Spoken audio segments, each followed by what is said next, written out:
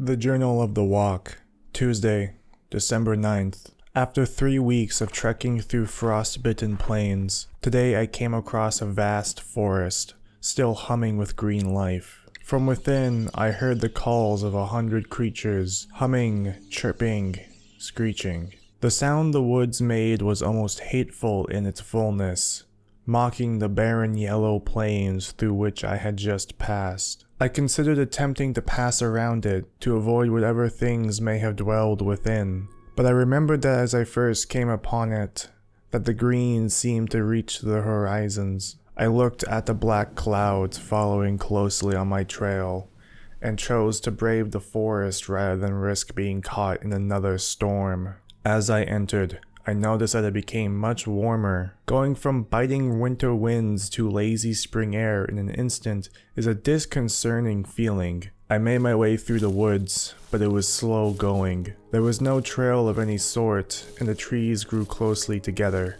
Between the trees were strewn thick vines and biting thorns. The forest seemed to have gone out of its way to be impenetrable. As I struggled through the obstacles of the forest, a large assembly of birds gathered in the trees above to watch me. They sang, and it seemed as though the canopy was alive with harsh laughter at my difficulties. I made my way through for several hours when I came upon a clearing. Eager for a chance to rest, I rushed towards it. It was not until I was within that I noticed a woman standing in the clearing as well. It was plain to see that she had once been a woman of status. Her clothing was of fine silk, but had become tattered and torn. A few pearls that still clung to her dress hinted at once intricate designs. She sat upon the ruins of a fine throne. I greeted her and asked who she was. She replied that she was the Queen of Kibuzan. I confessed that I had never heard of such a place and asked where it was. "It is here," she replied.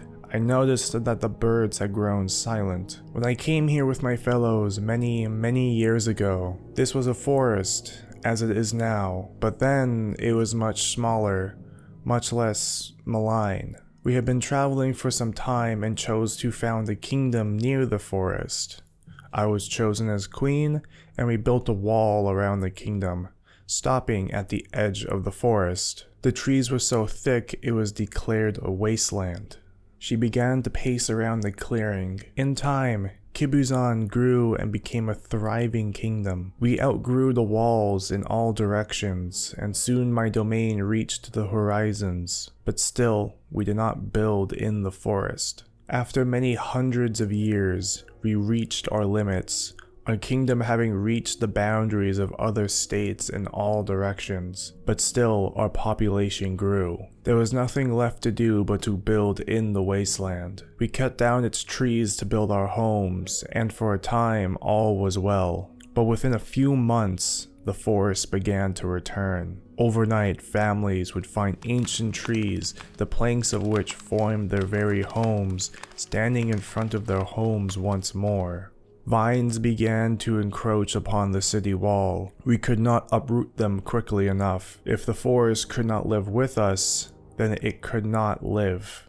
So I ordered the forest burnt and the ground salted. She gave a sad laugh. The forest did not care for that. Within hours, the trees had grown back, greater than before. The woods expanded, and within days, the entire kingdom had been consumed. My subjects have all abandoned me, leaving soon after the forest overgrew Kibuzan. Most left the forest, some died in the attempt. I am the only one who remains. I asked her why she did not leave. Silently, she moved to the edge of the clearing. As she neared, the trees edging the clearing seemed to grow thicker, finally blocking her way altogether as she reached the edge. She moved side to side and the thickness somehow followed her, making a rustling that sounded almost threatening. That is why I remain.